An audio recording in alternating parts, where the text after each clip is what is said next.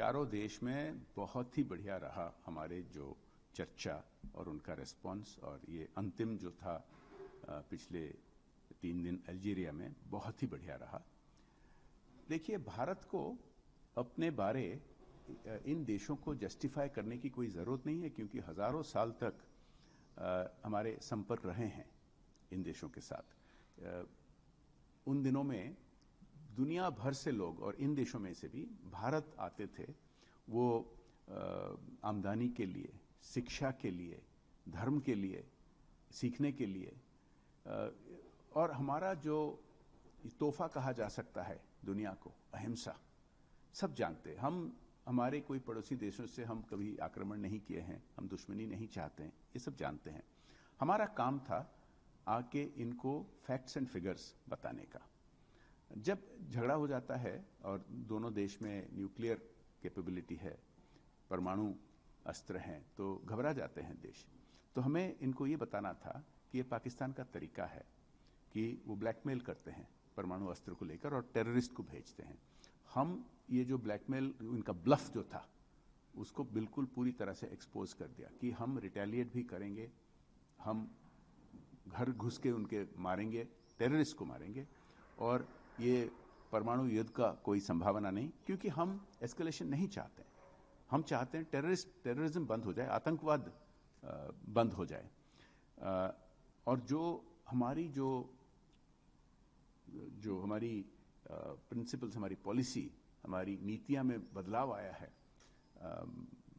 हमारे आदरणीय प्रधानमंत्री मोदी जी के नेतृत्व में, इसके बारे में बताने के लिए कि दशकों तक ऐसा था कि हम सब कुछ कोशिश किए, बार बार डायलॉग भी हुआ इनके साथ बहुत सारे एग्रीमेंट भी हुआ इनके साथ। युद्ध के बाद 4 बार हम जीतने के बाद बहुत बड़प्पन दिखा के बहुत कुछ छोड़ दिए, क्रिकेट डिप्लोमेसी हुआ, ये कुछ काम नहीं किया। ये बार केवल आके हमारे पीछे पड़े हुए हैं।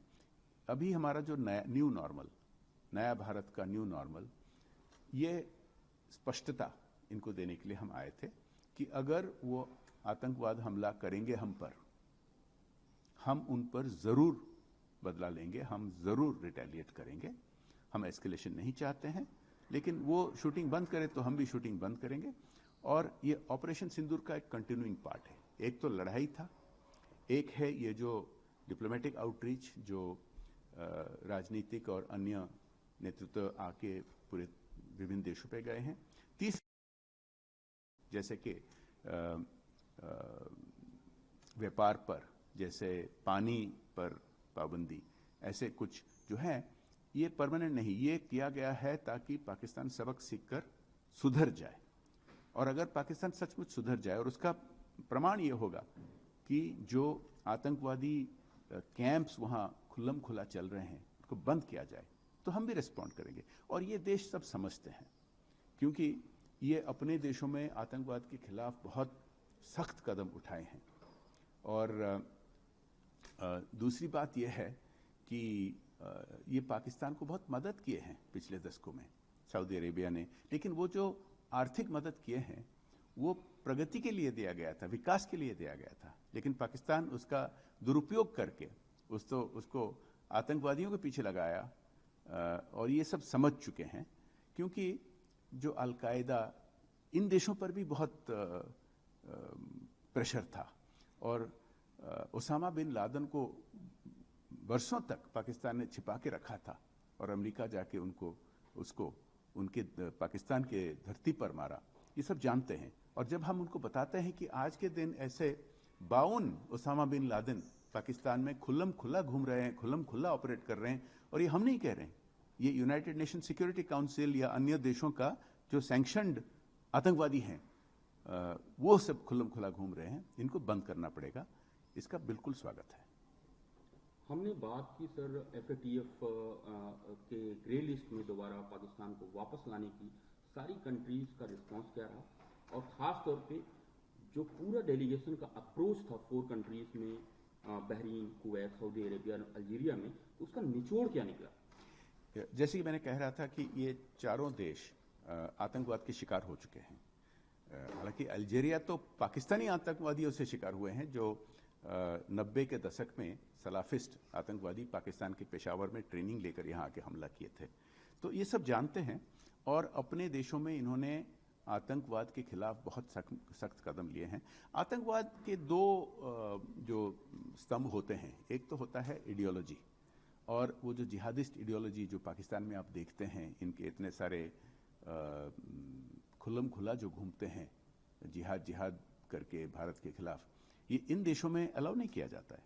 और दूसरा स्तंभ होता है कि उसका जो फाइनेंसिंग, तो जो हवाला सिस्टम से लेकर पैसा ये यूज़ करते हैं, मिसयूज़ करते हैं, इन देशों को बहुत इतराज़ है क्योंकि इन्होंने जो पैसा मदद किए थे पाकिस्तान को विकास के लिए, पाकिस्तान उसको मिसयूज़ किया था। उसके लिए जो एक दुनिया के सिस्टम है FATF, financial action task force, उसमें पाकिस्तान वॉच लिस्ट पे था, ग्रे लिस्ट पे। और उसी कारण कुछ वर्षों के लिए, कुछ साल के लिए आतंकवाद थोड़ा कम हो गया था क्योंकि वो पैसा का मूवमेंट बहुत कंट्रोल था और उस पर पाबंदी था। लेकिन कुछ 2-2.5 साल पहले वो हट गया पाकिस्तान ग्रे लिस्ट से FATF का, और फिर दोबारा ये कांड सब शुरू हो गए हैं। तो हम इनके साथ आके जब चर्चा करते हैं, बिल्कुल पूरी तरह समझते हैं ये बातें, क्योंकि इन्होंने, जैसे अल्जीरिया अभी है यूनाइटेड नेशन सिक्योरिटी काउंसिल में, अन्य भी 1-2 देश हैं, और ये OIC में, ऑर्गेनाइजेशन ऑफ इस्लामिक कंट्रीज़ में मिलकर काम करते हैं। तो इनको पता है, ये सब हमारा जो सुझाव था कि ना केवल वो जिहादियों को बंद करने के लिए केवल आइडियोलॉजी बंद करने से नहीं होगा, ये फाइनेंशियल जो उनको सपोर्ट मिलता है उसको भी कंट्रोल करना चाहिए। ये समझते हैं और ये देश सब चाहते हैं कि भारत के साथ मिलकर काम करें। वो हमारे पक्ष में बोल चुके हैं, स्टैंड ले चुके हैं और चाहते हैं कि जो मल्टीलैटरल ऑर्गेनाइजेशंस हैं, UN हो, बाकी कई ऐसे मल्टीलैटरल ऑर्गेनाइजेशन है, भारत के साथ मिलकर काम करना चाहते हैं। एक और important point sir, miss information फैलाने की कोशिश की गई थी पाकिस्तान के द्वारा सोशल मीडिया के थ्रू। हम उस जो प्रोपेगेंडा था पाकिस्तान को, किस तरह से हमने उसको गिरा दिया है पूरी तरह से इस विजिट में?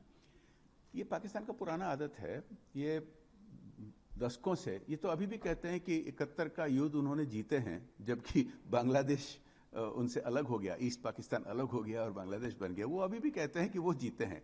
तो इनका प्रोपेगेंडा का ऐसा कोई महत्व नहीं होता है।